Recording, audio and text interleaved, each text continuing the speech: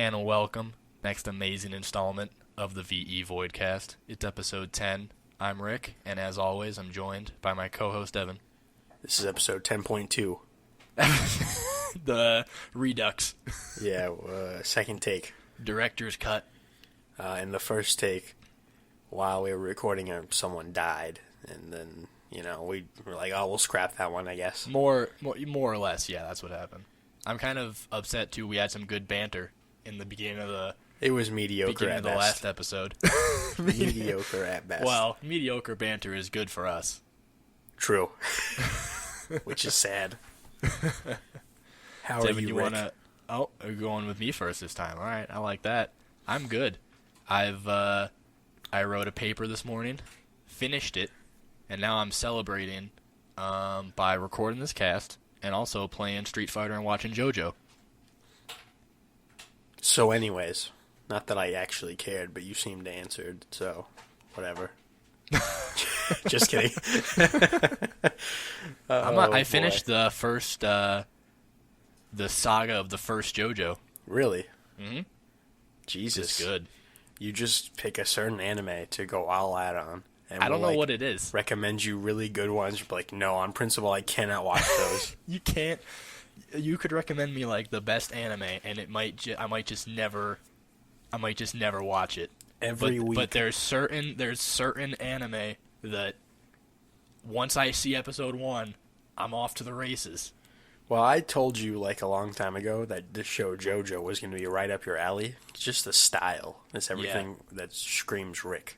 Well, I was put off from it because in stills, it looks kind of like that kind of shitty 80s anime style that I don't like at all, like that Cowboy Bebop type thing. But in motion, it looks fantastic. It's like it's a stylized. It makes you think of that, but it's not that at all. It's not. It's great. I love this show so much. I actually considered I got on eBay and had to stop myself because I was looking at PS3s because there's a JoJo fighting game. Yeah. JoJo All-Star Battle or something for the PS3. Apparently it's a pretty good fighting game, but it runs at like 15 frames per second. Oh, good. For a fighting game, that's what you want. Yeah, for a fighting game, that's what you want. But it's JoJo, and it has like every character. Is Speedwagon in it? Speedwagon is in it, but not as a playable character. Ugh. Because, Devin, you don't know this yet. Well, you kind of know it. You can assume it. It's not a spoiler, but Speedwagon can't fight for shit. Yeah. Speedwagon does not do a damn thing the entire time. But he gives unconditional love to JoJo. He does, and he also provides an excellent play-by-play of everything that's happening. Oh my God, Speedwagon. He's too good. Did you know that his initials are REO, Speedwagon? Like really? The band? Yeah, I didn't know that. His first name is like Robert or something, and then his middle initials are EO. So it's REO Speedwagon. They take a lot of influence from, I know like an entire character is based off of David Bowie, I think. Yeah, they do a lot of stuff. With like, kind of 80s, 90s music. Yeah. Which is interesting. I didn't think that would be good, but it fits pretty well. Most of the licensed music they use. Too much style. Also, I didn't think it was possible, but the second JoJo, I like potentially more than the first JoJo. There we go. Joseph Joestar is like the best. Old man Joseph Joestar is pretty funny as well. I saw him I was watching a video of the fighting game, and I saw him, like, you can play as old man Joseph Joestar in the fighting game. Yeah. He does some weird stuff. Oh, he's a real weirdo. There's a clip of him from, like, the first half of Stardust Crusaders, and it's just, like, 3 minutes of him saying, oh my God, because he likes to say random phrases in English. I like the kind of random things that are in English in the show too. Like all the moves are in English. Like it doesn't make any sense to say them in English. They'll be like, what's the big Hamon move? It's like Stardust over. It's not Stardust Overdrive. That's the name of the show of one of the series, right? Stardust Crusader. Oh, it might be Stardust Overdrive then. But they say it. They'll be like Stardust Overdrive, and then they'll start punching things real fast. It's awesome. Oh boy. You got to keep watching this show, dude. I will. JoJo's Bizarre Adventure. It's very good. I've heard good things. Izzy, that's his favorite show. Oh, yeah, you told me that. That is so his favorite he has told me to watch it a few times. It's something that we can bond over now. Something like that. Over Street Fighter and Stardew Valley. What do you think about it? Izzy and I have pretty much the same core interests now. We have True. Street Fighter, Stardew Valley, and JoJo's Bizarre Adventure right there. Somehow you've both made a friend through me that you've never seen in We've person. never met in person. And you never will. We gotta get him in the. We gotta maybe do a Skype or something. Yeah, eventually. Eventually, we'll get on that. Well, Rick. But anyways, this banter turned out better than the last banter. Actually, It did actually. Thank God. Yeah, true. 6 minutes in, let's dive into that news. You said jump in last time, and I was happy for it. Well, this time you went for the dive, though. savor it, because it's the last time you'll ever hear me say jump in. And it's not even going to be out there for people to hear. Oh, boy. Yeah, it doesn't exist. I deleted the file. Yeah, me too. So, first up on the docket is Game Trailer Boys. We talked about them closing down a couple weeks back. They are back with their new thing they're doing called Easy Allies, which is a combination of daily Twitch streams and YouTube content, aka what Game Trailers should have been doing the entire time, but their parent media company wouldn't let them, aka why they closed down in the first place. But now they're doing what they should be doing, which is great. And it's pretty good. I watched their 12-hour. I backed them on Patreon, and I watched their 12-hour. Hey, we're doing this stream, and it was good stuff. It was very good stuff. I like the name Easy Allies. Yeah, it's a good name. I wish I had that kind of name creation skills. So do I. Cool Games Inc. It's so simple. It's so good. Easy Allies, I don't know. I like Void the Voidcast. Entertainment. I think Void Entertainment is bad. Void Yeah. Entertainment is not good. We'll rebrand eventually. But Maybe. I like Voidcast. I like to think that one day we bring on 2 more people to this cast to actually make it a worthwhile cast to listen to, and that's when we rebrand. Yeah, no, we're not going to rebrand for quite some time, mostly because we already shelled out to our boy Zemo for the artwork. Yeah. Thank you, Zemo, for the artwork. It's dank, but the name's our fault. It kind of sucks. Yeah, it does. Once we get Izzy and one other person on the show, Well, hint, hint, yeah, something like that. then we can talk about rebranding. Well, the Easy Allies. But anyways, Easy Allies, it's good stuff. They have a Patreon. It's at $29,000 right now. They in a day. Oh, Jesus. Technically 2 days, but Still, that's they're very good. They're up there. I think 30,000 is one of their next goals, so they're right on their next goal. I think Sweet. 50,000 is when they said they can start doing it full time, because right now they're kind of all looking for other full time jobs as well as Easy Allies, like a side project. Yeah. But they could get to 50, I think. There's enough support there, and if they get to 50, I think they'd have to go full time with it.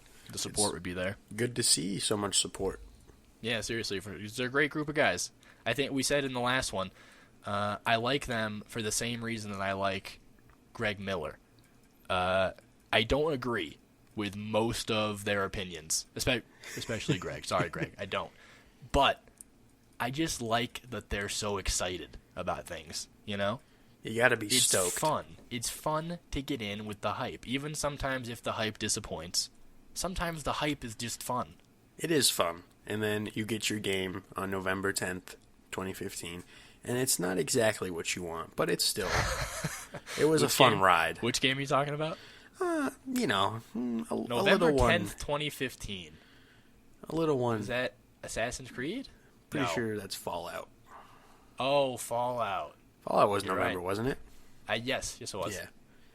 That game, great example. Lots of Great hype. example there. Perfect Lots of amounts hype of hype. Like, did it was not just live up all to the hype. perfect. And then, At all. yeah, We're going to talk about that a little bit a little bit. later on. Easy Allies, cool stuff. Check out their Patreon, support them. They're a good group of guys. Next up, This one's more Devin's wheelhouse. XCOM was released on the PS Vita, stealth mode style. Yep, today, out of nowhere, XCOM is released on the PS Vita, just digitally. And there was no signs this was going to happen. For a long time, people have been like, oh, what happened to that XCOM game we heard about? Well, here it is. Yeah. Yeah, it's done. It's out, and they didn't advertise it. The PlayStation blog didn't do their drop this week, which usually details what games. Our boy Gio did his daily toss us the scraps tweet. He did mention it in the tweet, but that was the only advertising I saw for it. Well, I don't really understand how you just don't advertise something you're about to release, like even in the smallest form. I don't. Like, Maybe we they didn't thought hear it this wouldn't be at all. a big deal. I don't know. It's an old game. I mean, it's not a new title certainly, but the Vita hasn't gotten fresh new titles in. Yeah. So all you have are old ports, and Gio had no problem waving his Vita around on stage at PSX, tossing us the scraps. Yeah, What's changed, buddy? At this point, the XCOM boys who ported it are probably like, we're so close, we might as well finish it, but really this doesn't matter, which is sad. It is. It's a good price, though. Didn't you say, what, $20? Yeah, $19.99. At that price, you're going to get a lot of, especially portable now, you're going to get a lot of mileage out of that game. XCOM, what's the first one? What's it called? Enemy Unknown. And then the expansion is Enemy Within. I believe they both come in the Vita version. Oh, really? So you get Enemy Within as well? Yeah, that's the good. trophies are attached to it, so it's a pretty good deal. It's a good game. I put, I think around 60-ish hours into XCOM Enemy Unknown, and it's fun. Especially, I probably put even more time into it if I had been able to take it on the go. So I think I'm going to pick it up. I've never played XCOM, and it's good. I want to support that dead Vita. Vita Island, baby. I love my Vita. Vita Island. Never stop hoping. Vita Island's dead. Sorry, Colin. We failed you. All right, next up we got some Rick's filler. Jesus Christ. These are the news stories that I like, Rick I like just to talk wants about. to water down our news section. I'm like, we don't need to throw all this junk in I like here. these little stories. These little guys, you get them in, you get them out. First one is Witcher 3 is now the most decorated game of all time, winning 251 awards. Now, disclaimer, these aren't necessarily Game of the Year awards. This is just gaming awards in general. So, it could be like Best RPG or like Best Graphics, something like that. Any award counts. But it's the most decorated one, and that's cool. Witcher 3 deserves it. It's a fantastic game. Very, very good game. Suck it, NeoGAF nerds who don't like the combat. Combat doesn't matter. Everything else is fine. I like the combat compared to the other games. Oh, compared to The Witcher 2 and 1, it's divine. Yeah. But I will admit the combat is a bit of a weak point of the game.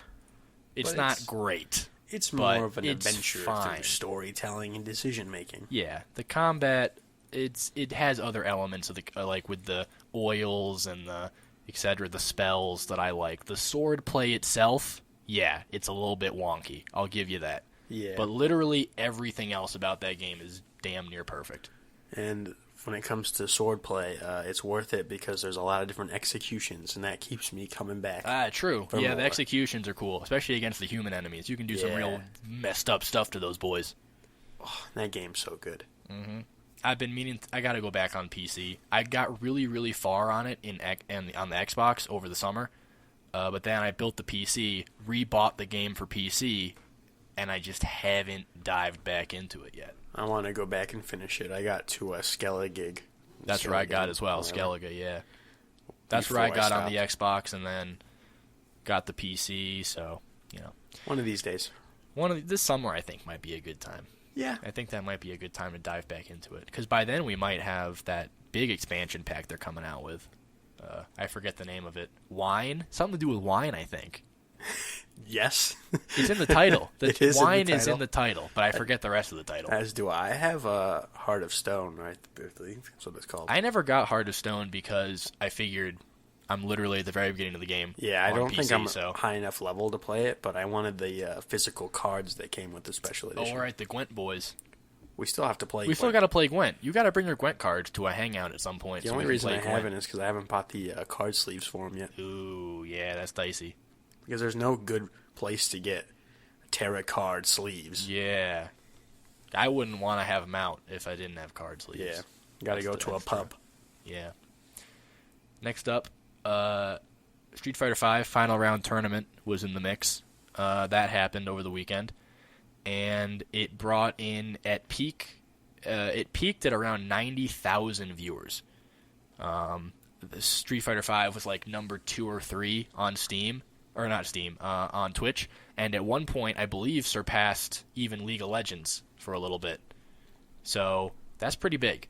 The FGC is not necessarily gigantic in size, so this means that Street Fighter V is bringing in a lot of new faces to the competitive scene, which is what the game needs to kind of sustain itself, keep it relevant, you know? Are you going to join that scene? I mean, I spent like $100 on a fight stick, so at this point I'm kind of obligated to at least give it my best shot. There you go, buddy. You can go represent the Voidcast. We'll get you a t-shirt and everything. If I end up on a stream, I'll play with my torso facing the camera. We'll get a sponsorship, and it'll look like it's sponsored by Wendy's, but if you look real close, the logo is actually backwards. Because Wendy's wouldn't sponsor us. Wendy's wouldn't actually sponsor us, but we can fib it a little bit. Yeah. But yeah, Street Fighter V got a lot of viewers. Good sign for the, long-term appeal of the game. And I think EVO has like the most...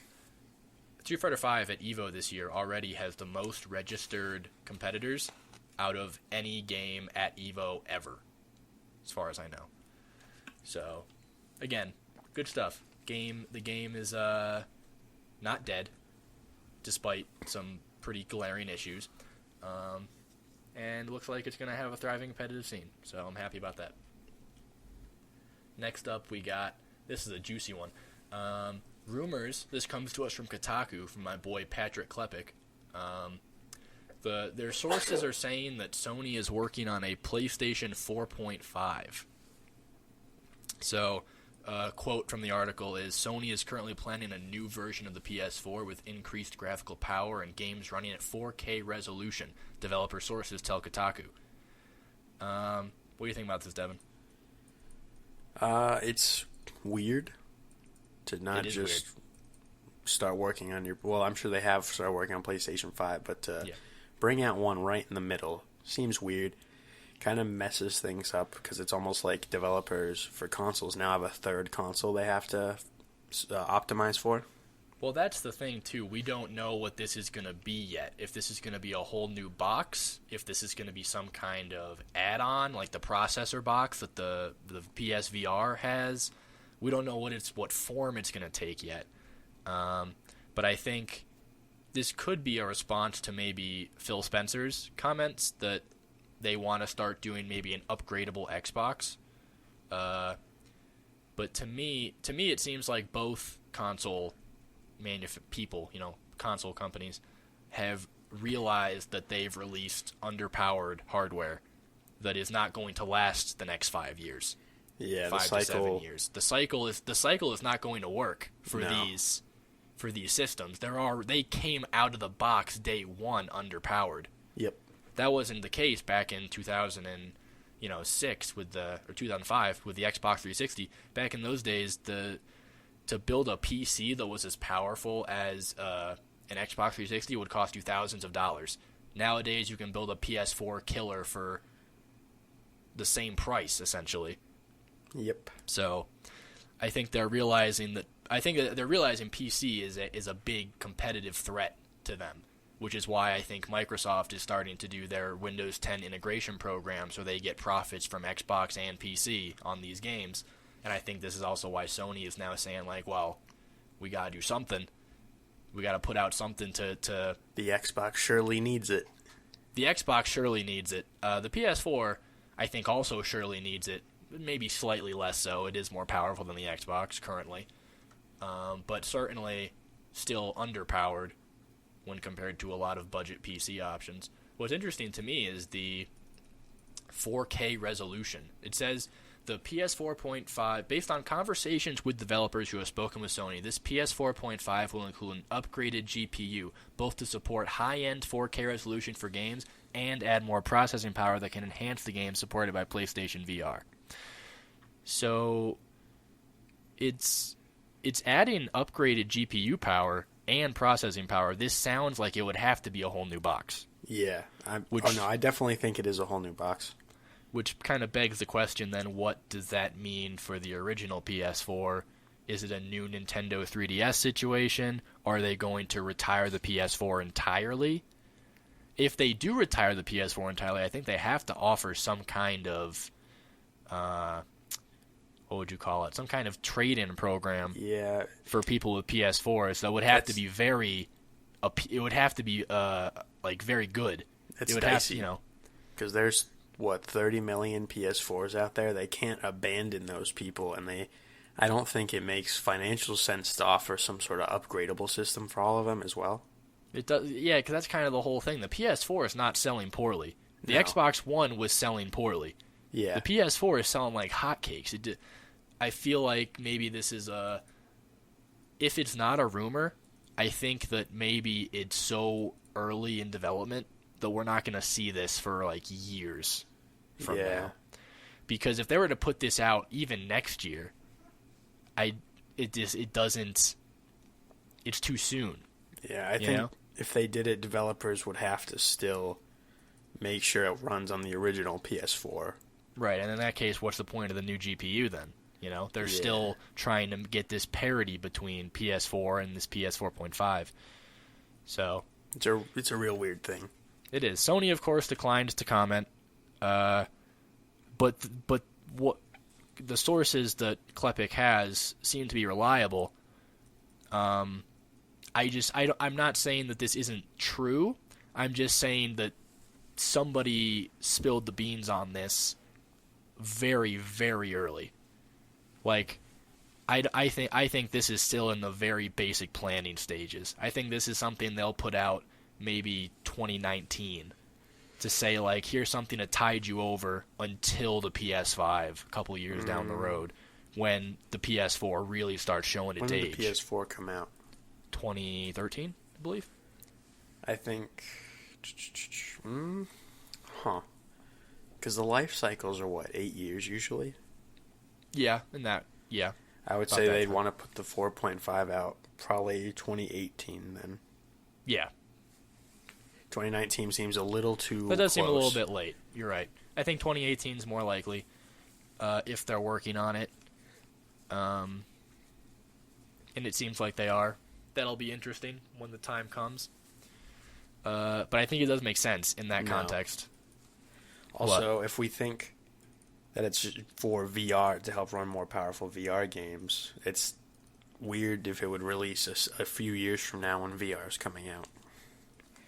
So a lot of things just kind of... Yeah, a lot of things do seem kind of odd on it, huh? Yeah. Because it says it can enhance the game supported by PSVR. You're right. It's a weird thing. I don't know what to make of it. We'll just have to wait and see, my boy. We'll have to wait and see. So that's it for the PS 4.5. We're rounding off the news with some talk from GDC. PSVR was fully put out into the open. We have a release window of October 2016. We have a price point, which is $399 for the headset, the processing box, the cables and documents and that type of thing. And then I believe it's, $499 for the launch bundle that includes the camera, 2 Move controllers, and the little game thing. VR I think game. the little game thing comes with the core, so to speak, bundle as well. That doesn't include the camera. I don't believe so. It doesn't? Yeah, they've only shown that game off in the bundle. Oh, that's interesting. I would have thought they would have done like a Wii Sports thing and put it in everything. Yeah, no, it doesn't look like it. Huh. That's rough. What do you think about the price point? I think it's solid. Anything lower, I don't think makes sense for this tech right now. Right, yeah, no, you can't really expect much lower. Yeah, they need to make money off of it, and even though it's not as powerful as the other VR sets, it's still not a bad piece of tech. No, I've heard good things so far, like from what I've been reading from GDC.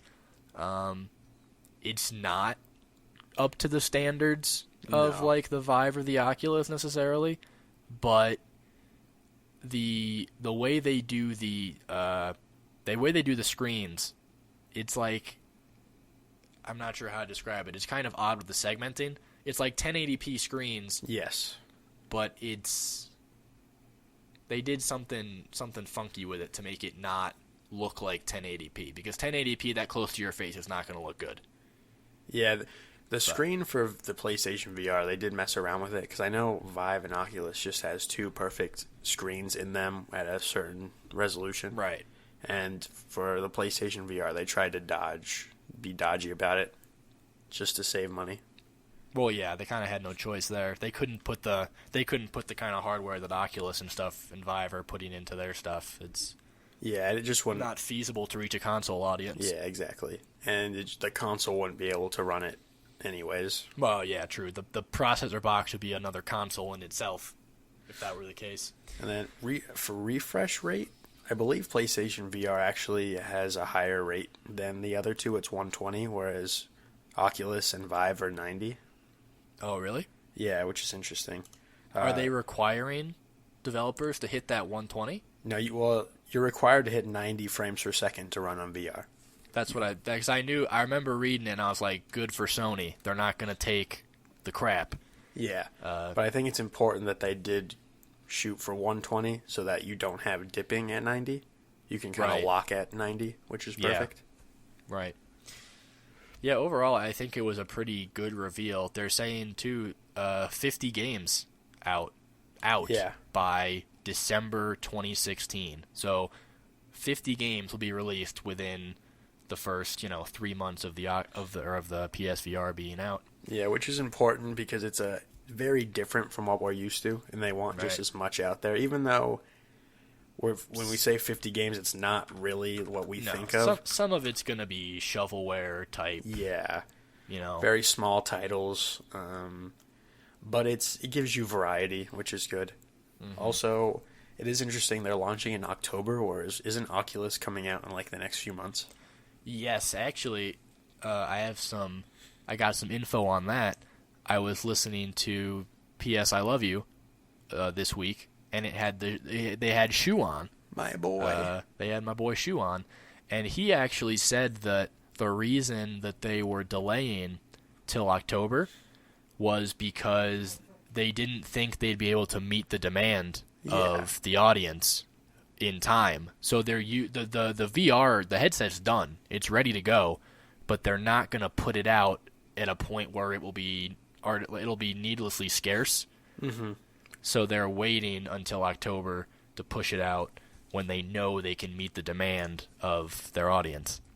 So, which is smart, because when they announced it, the American pre-orders on Amazon didn't go up yet, but all the other countries sold out instantly. Yeah, 10 minutes on Amazon. Yeah, the launch bundle was up for. I believe it came out today on Amazon. I'm going to see if it's so it's already sold out. Mm-hmm. What I did see, I've heard a lot of good things about like the headset and about that experience, especially about that they have that theater mode. Yeah, where you can play regular games in VR. It's not a VR experience, but it's like being in a movie theater or something. Yeah, so the screen's stationary in there, but you can move your head around. People have said that works quite well, which I wouldn't have expected. That really is a testament to the resolution. Whatever they did with the resolution must be good, because if you're playing regular games in there at 1080p and it's not like giving you a headache, or you're not seeing the screen door effect with the pixels, how you can see the lines between them. If that's not an issue, then they really have knocked the headset out of the park, considering the price. One of the issues I have seen, though, is their insistence on retaining the Move controller. instead of creating something new for the VR. Well, I've read a couple things Move, that say it doesn't work very well. Yeah, well, I think with Move, that's like an option developers have if they want to try to utilize it, because it's not required in any way. I believe it is required to have DualShock support. Like, it has to Yeah. work on a controller, and if you want, you can use Move. But, Which is why they don't put it in the normal bundle. They didn't see the need. Right. It's just something that you have the option to do, and I think in time the they'll ultimate probably goal of immersion from VR, to have that kind of motion. But I think that's what right Oculus now- and Vive are both working on. Right now, they just want the headset out. I'm sure they are making a new Move 2.0 that is going to work more efficiently. Yeah.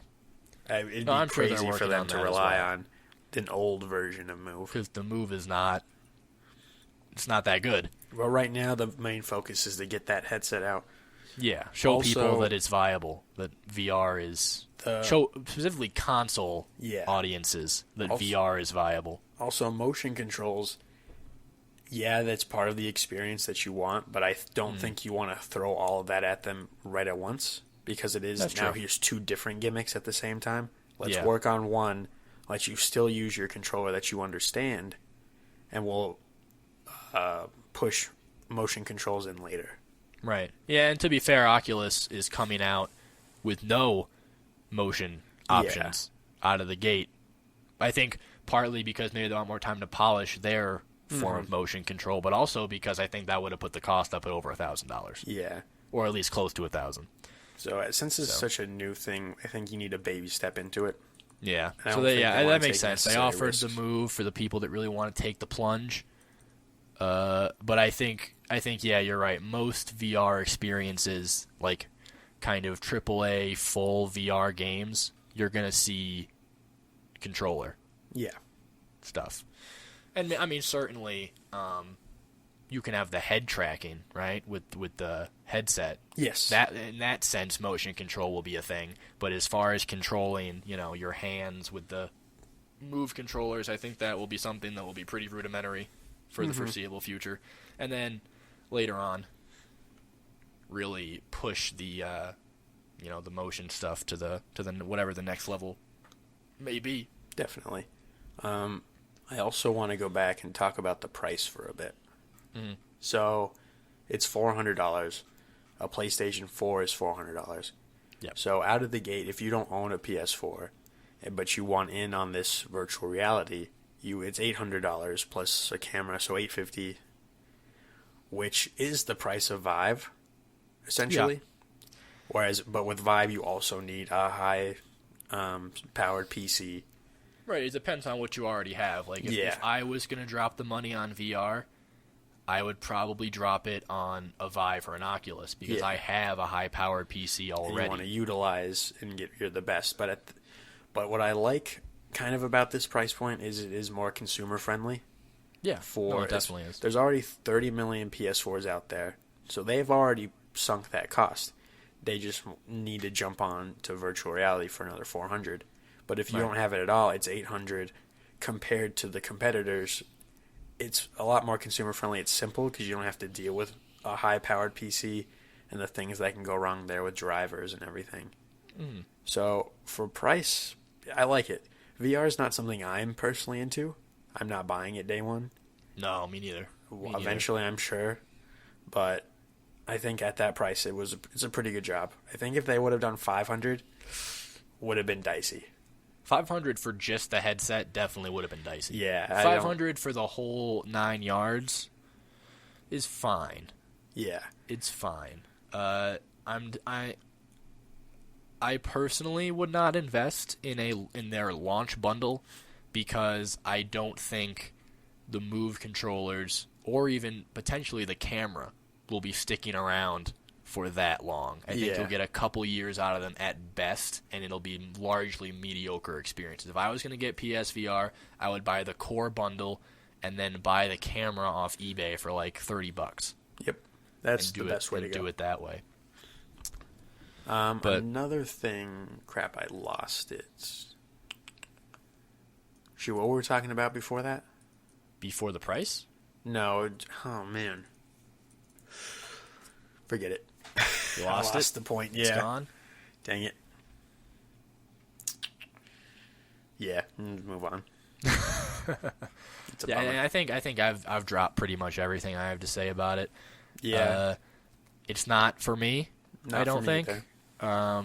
If I were gonna take the plunge into VR, it'd be with the Rift. But I think for a lot of console people, I mean, clearly console people are interested. The pre-orders have been selling out like crazy, and I think the price was right. Yeah. It's good. I think it's how people are And I going think to they get their hands squeezed a on lot it. of quality out of that price point as well. Oh, like that's what people it was. have said, like, this is a well-made piece of tech. It Yeah. feels good. Oculus, the release version of Oculus doesn't look uncomfortable, but it doesn't look like something that really sits great on your head either. The PSVR seems like it was designed very well to have a lot of support, so that big bulky thing in the front is not like kind of weighing your head down. They also if you said- notice, it has that bar on top Yeah. that kind of takes the pressure off. I also said you can wear glasses with it and it works fine, which Oh, is really? nice because I wear glasses. And I'm they not sure if fit that's in the there. case with the other VRs or not. I actually don't know. Yeah, but the thing I remembered was I was watching the Kinda Funny boys after they announced it talk about it, and I don't have the exact numbers, but they were saying that PlayStation VR is profitable per unit. yeah, that's which what is they're very- saying. They're actually making a profit off of each Yeah, unit. which is very good because console-wise, like they don't really make a profit. It'd be break even at best. I don't know Yeah, I about mean- anymore since they price dropped it, but to make money off of each unit is excellent. No, you got to give the respect to the. I don't know how they did it. They must have Yeah. some hardware geniuses within Sony, because they've created a affordable, high quality VR experience that they're also making money on. Yeah. That's insane. I think this is the beginning of how VR gets into people's hands and they really understand it. It might not be the best experience yet, but this is the stepping stone, because Oculus and Vive are just a little out of reach for the average person Right. compared to yeah. this. It's still expensive. It's still a luxury, but it's simpler and it's not as expensive compared to the other two. Yeah, for sure.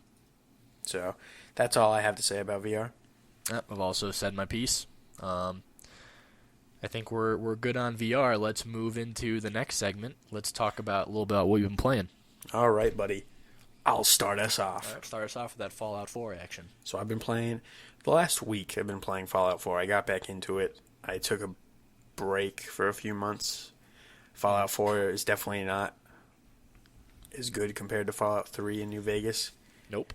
It Not has even some close. issues, and it also it has its issues, so it is what it is, but also at the same time it was just disappointing to not see as many changes as we wanted Right. from the game, but that doesn't make it bad. It has its problems with story writing and all this stuff. Doesn't run very well on consoles.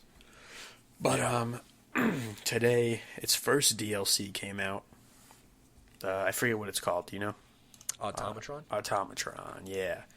And so I played it and I beat it right before we started this podcast. And What are your thoughts? it's fine. I think it's something that, because I bought the season pass, I'm good with, but I don't think it's worth the price point. Yeah, I mean, It's that's how I $10. felt about it as well. It has story content. It's got a 4-hour little set of missions. They're solid. They're the same as all the other missions. The last one was pretty long, a little too long. Like you go into this area and you're just fighting robots for just a way too long of a time. I didn't like that. I'm glad they at least made a token effort Yeah. to put something story related with the robot companion thing they're going for. Yeah, I mean, it was an interesting little story. Also, not spoilers, but just a fun fact. If you do go to the Mechanist's base with the Silver Shroud outfit, you do get additional dialogue options. Oh, I'm glad they did that. Yeah, I wasn't sure if they were going to. because the Mechanist is from the Silver Shroud. Mm-hmm. So I brought the outfit, I wore it, and that did not disappoint. You did some cheeky dialogue. I got the cheeky dialogue. That's some silver lining there, at least. Yeah. There's a few new weapons. The only weapon, I don't use melee weapons, and there was like 3 of those. The only weapon I used from it was the plasma. No, it was like a... Shoot, I forget the name.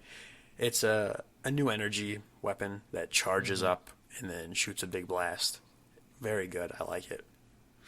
A little too good, I think. It replaces the laser musket in every way.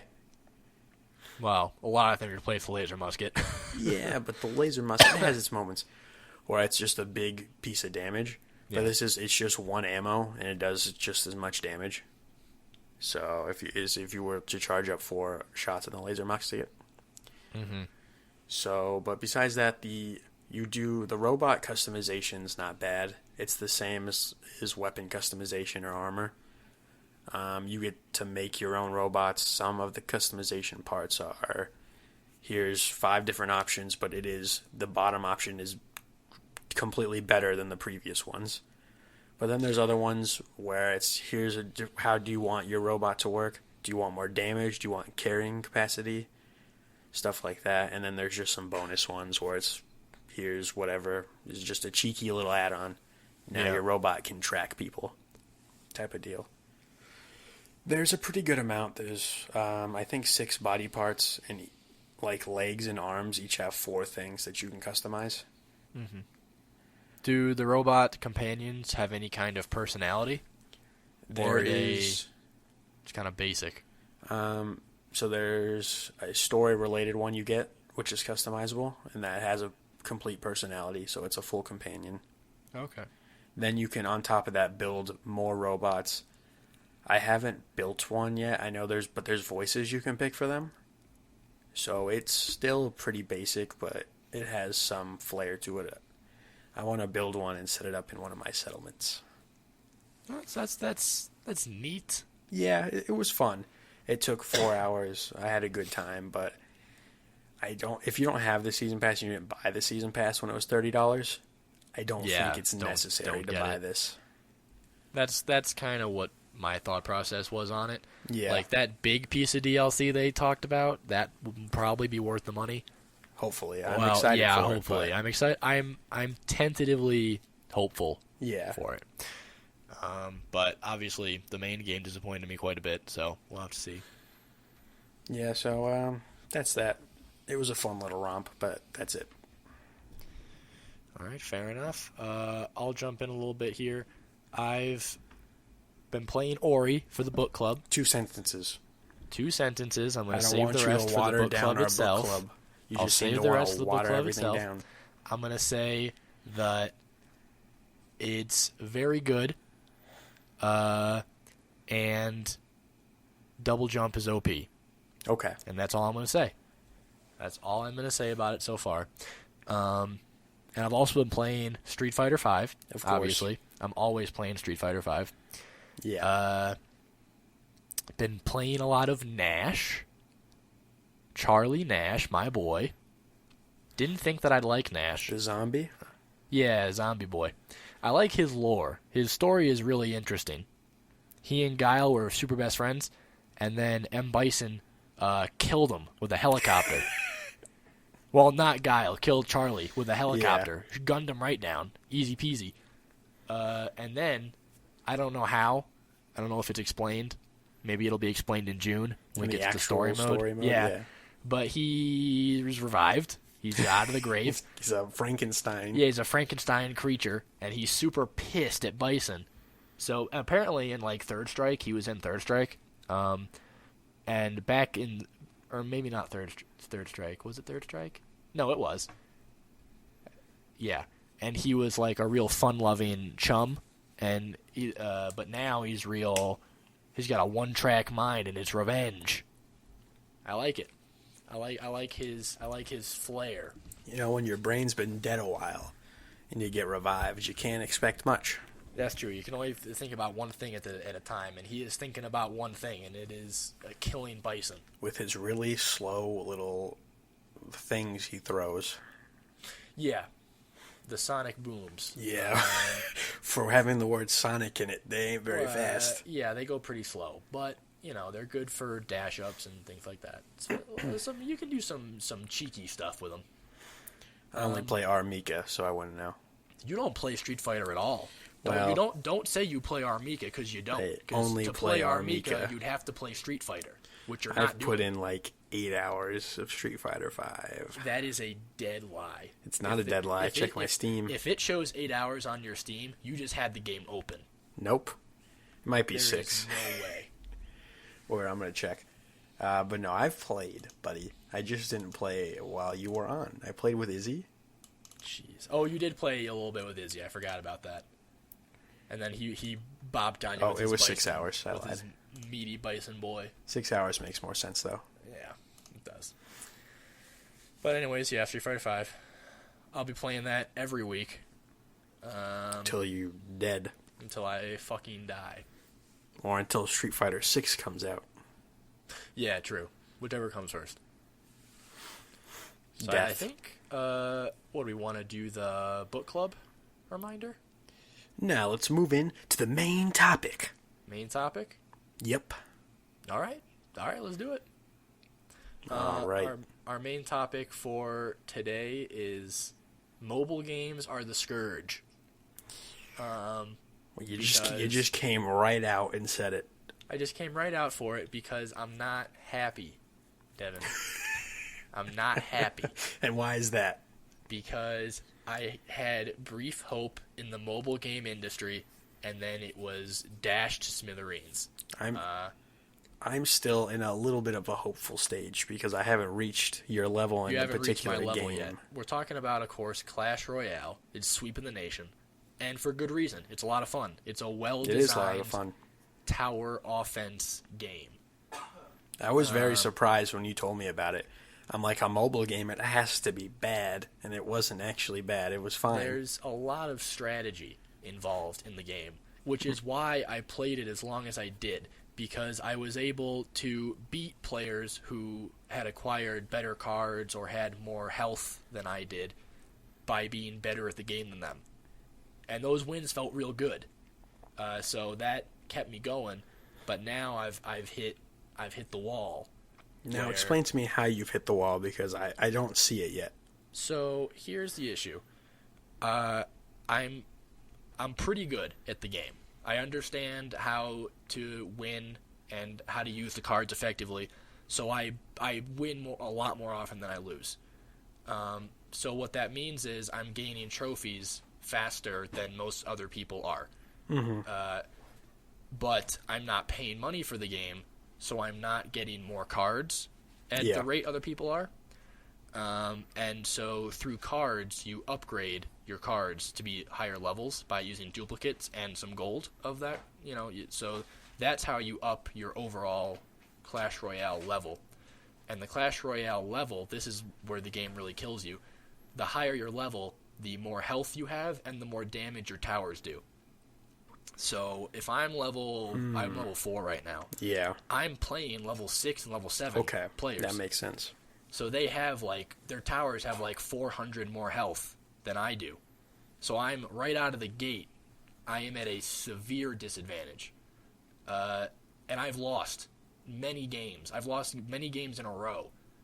Simply I've played better than them, but they had more health, so they beat me. I've had games where their towers have had 100 health left. It is kind of silly that health is dependent on level, and you aren't locked on that you can play people significantly higher than you. But that's the thing. If you lose, you lose trophies. So there are players who will lose trophies on purpose to go down to the lower ranks to then just kind of clean up shop in order to farm chests. That ranking system doesn't. Yeah, there needs to be a fix for that. And so that's the huge issue, but there's other smaller issues that culminate in an experience where I can't win the game anymore without paying the money. So as you know, you get chests after every victory. you can have 4 chests at a time, and you cannot have more chests than that. You also cannot discard chests. That's the which big is thing. weird. Well, it's weird from a gameplay perspective, but from a we want your money perspective, it makes complete sense. Yeah. Because silver chests are what you get the most often, and where I'm at, silver chests are virtually useless. I want gold or above, or it's not really worth my time. So what happens is I'll get 4 silver chests, and then I'm stuck. I can either wait 3 hours for the silver chest to unlock, or I can give them some money. And then I can unlock the chest early, so I have that space free. I don't want the shit inside the chest. It's garbage. Yeah, silver but chests I want are that kinda space free, so I have the chance to get a magical chest or a gold chest or what have you. And that's the insidious part of it, Devin. That's where they get you. It's genius, but I hate them because I can't play their game anymore because I refuse to give them any more money. Yep. I gave them like $2 early on, and then I was done. Yeah, I haven't given them anything yet. Yeah, eventually you're going to hit the point that I'm at, and it's going to be real annoying, and then you're going to quit. So that's where I'm at. I've pretty much quit the game. Okay. I see no reason. I have it still, just for like maybe some friendly battles, but yeah, me and David were having a good itself time is playing still each other fun. earlier. Yeah, just playing each other. It's still fun to do that, but to actually play the game like, to try and win against random people, it's a crapshoot. Maybe I'll play a level 4 guy, and then I'll probably win because then we're on an even playing field. But I might queue up, and maybe I get a level 7 guy, and I'm fucked. That's it. I am fucked. Now it makes sense why you're so upset. Yep. Because at the point I'm at, I haven't seen that yet. Like, I'm getting cards at a good rate, where I don't feel the need to spend money. That's the trick. Yeah, but if it gets like that, and so that is the prime example of why mobile games are the scourge, because they've ushered in an era of microtransactions. The worst part is, I actually got lucky.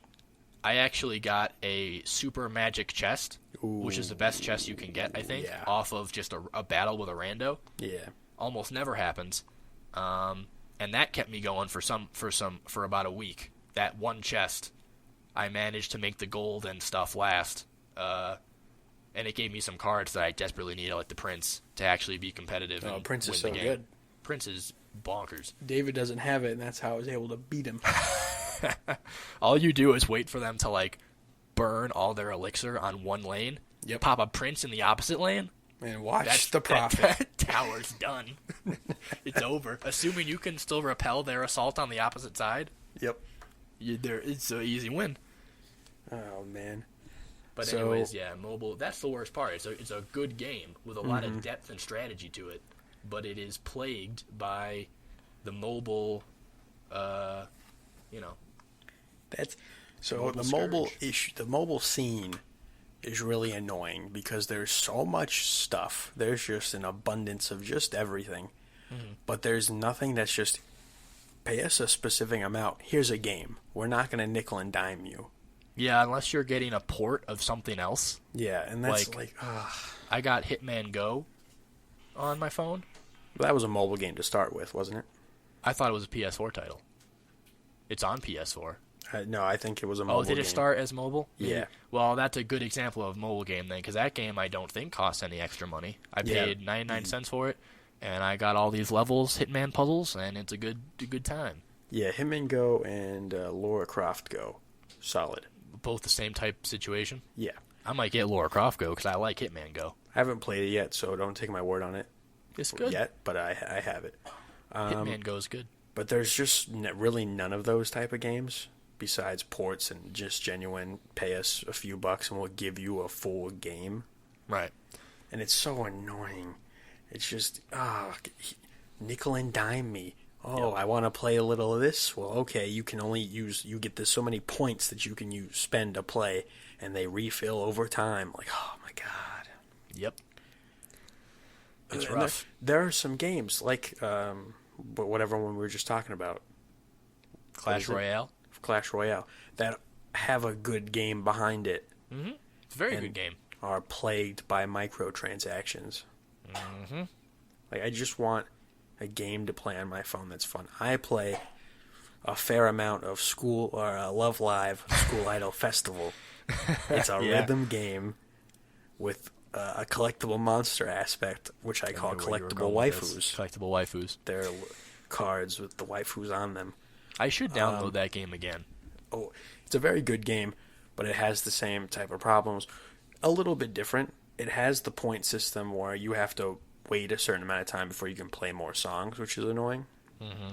When it comes to the collectible monster part of it, you don't need to spend money to buy cards necessarily, because the rhythm part is always going to be there. There's no issue. You need good waifus if you want to get like S ranks on the songs, because you need to level them up, and the main characters of the series can level up higher than the background characters. But playing the actual rhythm game doesn't require you to have good cards. Right, you can have fun playing the game with the crappy cards. You can still do the rhythm stuff. Yeah, so the spending money on the cards is purely to advance. Get high scores. Right. So that's the difference. You can always play the game in Love Live, whereas in Clash Royale, the game changes drastically if you don't give them money after a certain point, in that the game stops being fun because you just get steamrolled. Because I can play a game and I have just a basic set, and I'll always get a C rank even if I'm playing on hard. Well, mainly if you're playing on easy, you're going to get better than a C no matter what. Right. But on hard, you're only ever going to get a C rank, but because my cards are bad doesn't mean I can't still succeed and beat the song. My fingers have to be good. Right. So I can still have fun and stuff. So it's still as bad. It's still plagued, especially since the cards are well designed. So I want them. But that's more of a personal issue than anything else. You want to collect all the waifus? Oh, all the Katoris. Bud. But it's just every game like that. Even that game, if they released just a regular retail Love Live game, I'd be so over that. I'd get it charge so like $10 easily. But you have to nickel and dime me. Well, the thing is, they make more money off of they do. The whales. But it's something about pride and principles. I know it. You can make the money off your whales. Just give me something. Because you're me not going to make money off of me unless you give me a full game. Yep. I bought Persona for Dancing All Night, and Love Live plays better than that game. It's a better rhythm game, but I can't play it. Man of principles. Because like they map it where it actually, the rhythm you're playing goes very well to the song beat. Mm-hmm. Whereas Persona 4, I don't usually feel like the way I'm pressing this rhythm really matches the song. Yeah, just kind of plain. Mobile games are the scourge. The scourge. Some people don't call them games at all. They are games. They're just not very good compared to real video games. I think not calling them games is stupid. Yeah, they are. That's a poor hill to die on. They're games. Yeah, where I do draw the line is when someone who just play mobile games calls themselves a gamer. I understand you're playing games, technically you're a gamer, but there is a meaning to that term that you play more traditional video games. True. Yeah. And mobile games could be traditional video games if they didn't just nickel and dime you. Like Hitman Go is a video game. I do consider that a video game. Love Live is a video game, but it's just not the same. Because you can't play it. I get what you're saying with that one. Yeah, it's a weird. It's hard to explain, but it's a weird thing. But it's a true thing, though. But the mobile games are the scourge. Yep. They've ushered in an era of microtransactions, which have bled into regular games. Off the top of my head, Plants vs. Zombie Garden Warfare uses a lot of microtransactions, and people say that's a good game. People love that game. Is that third-person shooter, Plants vs. Zombies thing? Like, that's actually a good game. People like it. It plays very well.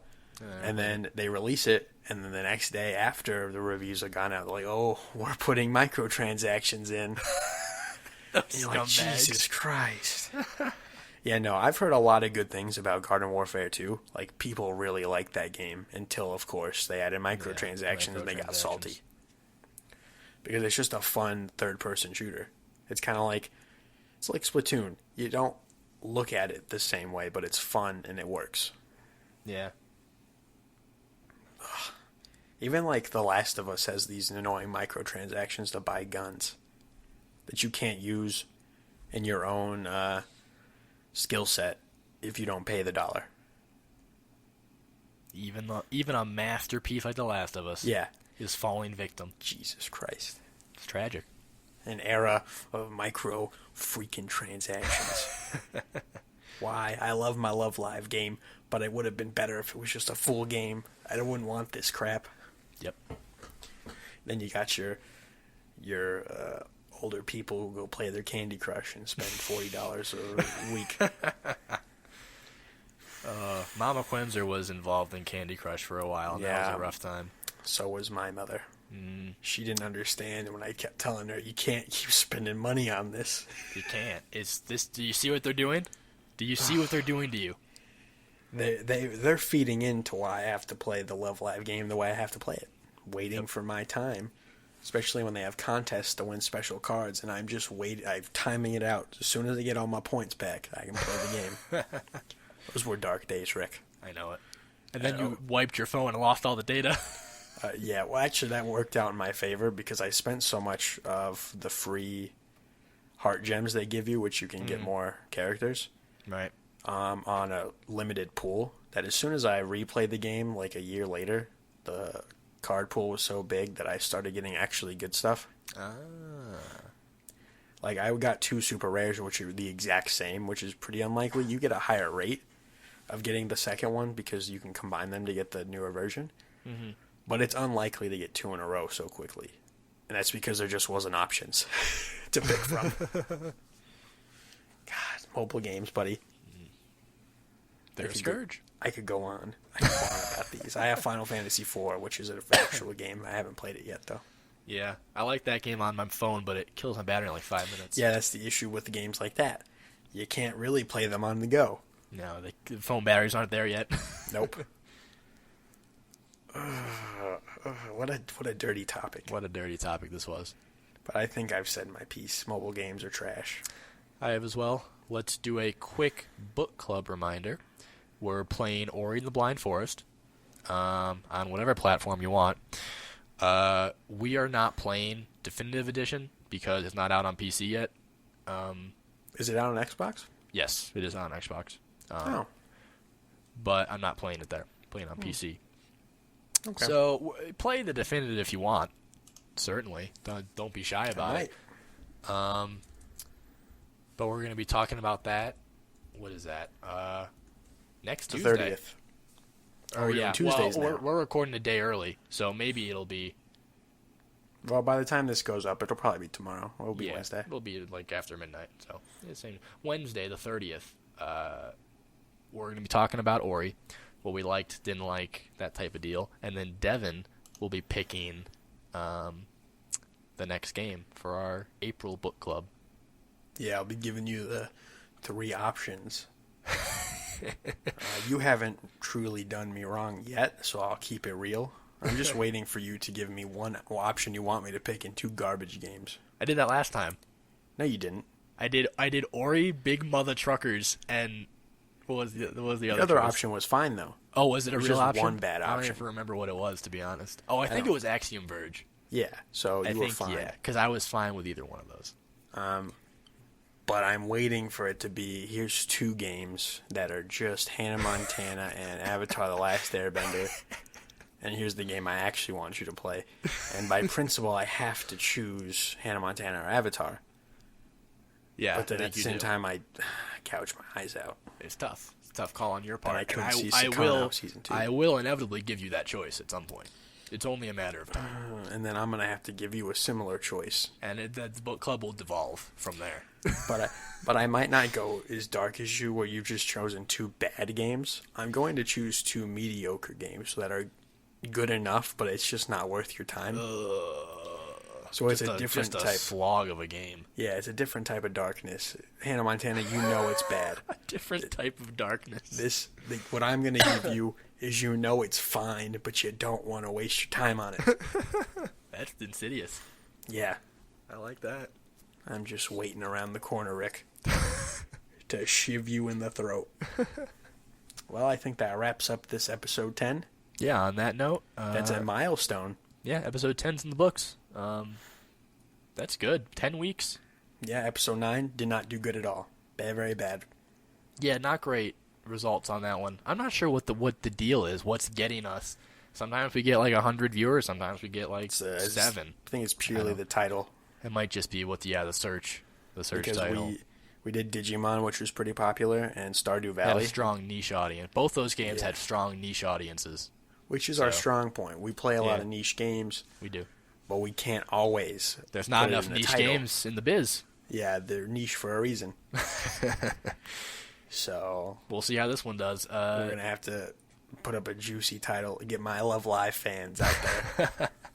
If you're listening to the cast, thank you for listening. You can give us, follow us on Twitter for updates on the cast. It's VE_Voidcast, right? Is that Twitter?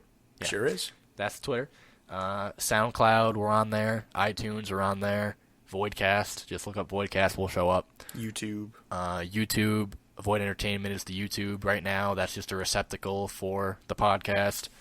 We're going to do some stuff with that eventually. We have a Let's Play up. Devin, one episode of Devin playing Project Zomboid. It's actually pretty good. It's a good episode. Especially if you're into just dry humor. Well, if they're not into dry humor, they haven't made it this far in the cast. I'll tell you that much right now. Because we don't have anyone else yet that doesn't give it to them dry. That's what I'm saying. We need somebody with a little spring in their step, a little life in them. God knows we don't. Yeah, we don't. God, we're so dead. Yeah, we are. Inside. We are.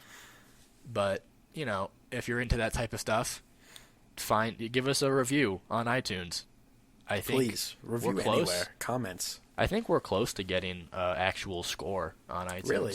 Yeah, I think so. We just need a couple more, and I think we'll be sweet. I think we get an actual star rating of whatever, and then we'll get half a star. Half a star more than we had, I suppose. We have 0 stars right now, so yeah. All right, Rick. It was fun. It was a good cast, and that is episode 10. Episode 10. We'll see you next week.